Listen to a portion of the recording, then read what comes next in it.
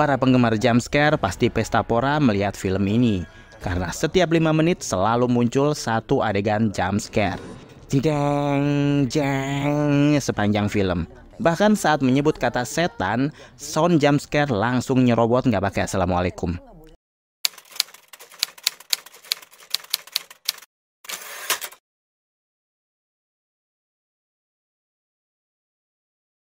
Bonekanya namanya siapa?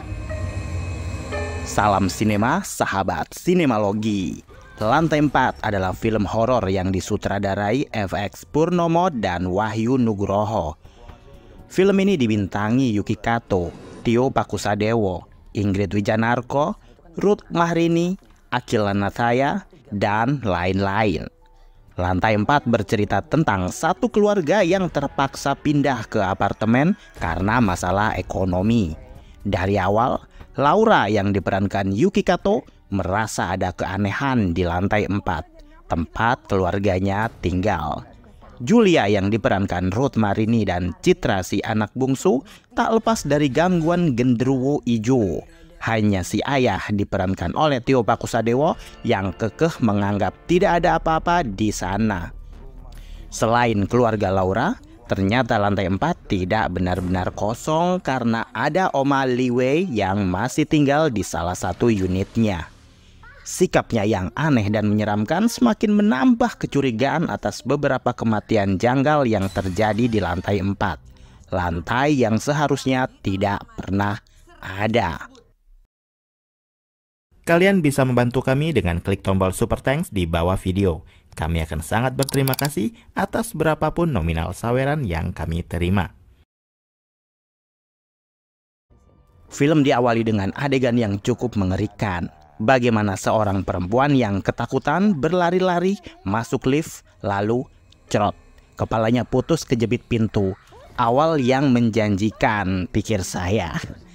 Semua karakter keluarga Laura dan penghuni lantai 4 sepertinya orang-orang yang sabar.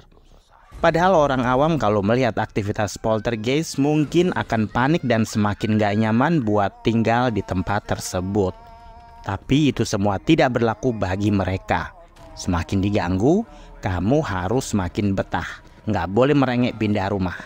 Mungkin karena itulah Citra si bungsu yang sudah jarang bersekolah memilih berkawan dengan Sutikem, arwah penasaran yang bersemayam di boneka. Para penggemar jumpscare pasti pesta pora melihat film ini, karena setiap 5 menit selalu muncul satu adegan jumpscare. Jeng, jeng, sepanjang film. Bahkan saat menyebut kata setan, sound jumpscare langsung nyerobot nggak pakai assalamualaikum. Kaget nggak sih? Emosi bisa jadi. Film ini juga dihiasi efek-efek suara angin merinding disco. Mata dan telinga benar-benar dimanjakan. Lantai 4 juga dihiasi dengan keajaiban editing yang amazing. Adegan yang jumping-jumping kadang-kadang bikin saya pengen bilang.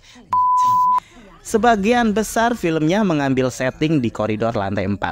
Tapi penonton tidak diberitahu posisi unitnya keluarga Laura itu di mana, unit Omali di mananya keluarga Laura.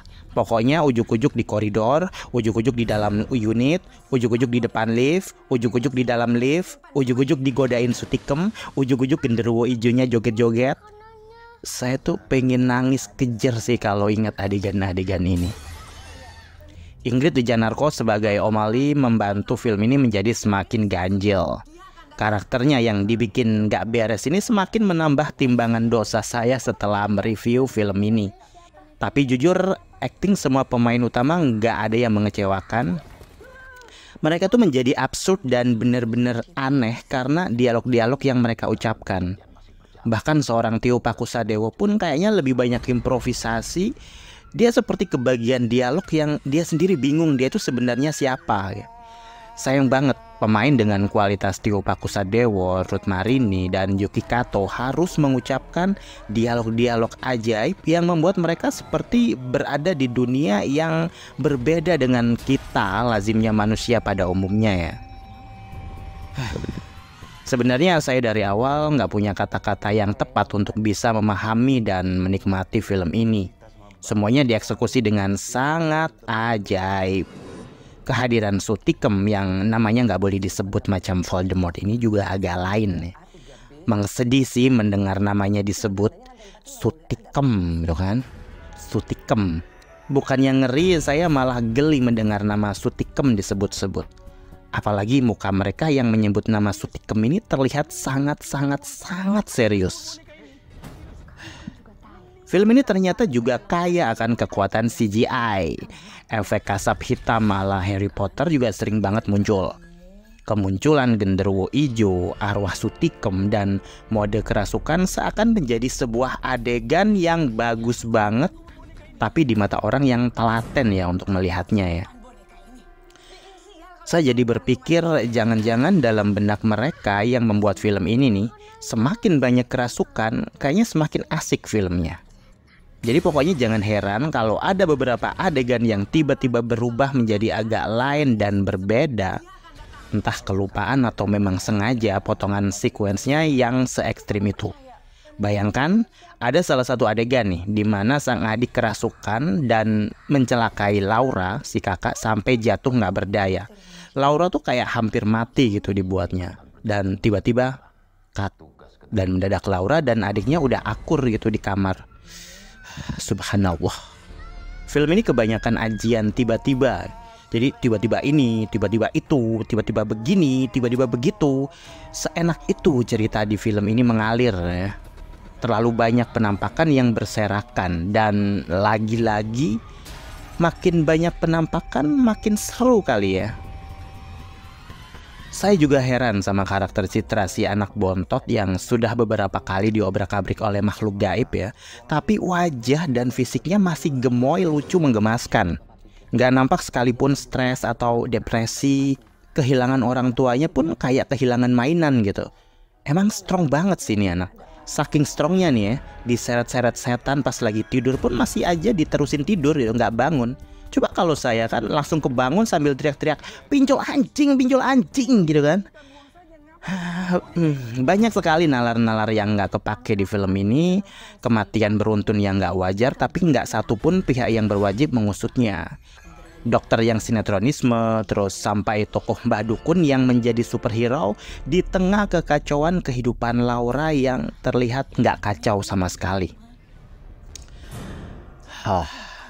Satu poin plus yang memang plus menurut saya adalah mantra yang dibaca Mbah Dukun. Kali ini bukan ono kitung rumek soing gungi. Enggak, bukan itu. Tapi ada mantra baru, mantra yang berbeda, yaitu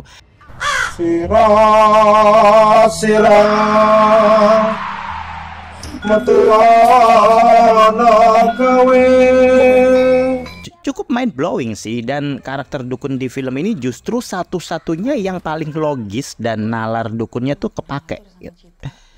Puncaknya film ini mengakhiri teror dengan cukup simpel dan benar-benar plot twist. Mungkin memiliki pesan moral, baik-baiklah kepada pengemis. Pada akhirnya, kapan lagi kamu menonton seorang Yuki Kato menggali kubur dengan skop, bukan dengan cangkul ya, dengan skop, yang ternyata skop itu nanti punya peranan penting dalam menyelamatkan nyawa sang adik. Film ajaib ini adalah persembahan pamungkas mendiang FX Purnomo yang telah berpulang Desember 2022 lalu. Semoga arwahnya diterima di sisinya.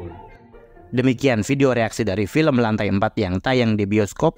Silakan like, komen, dan subscribe. Cek akun media sosial Sinemalogi. Dan jangan lupa bersinema dahulu, bersenang-senang kemudian.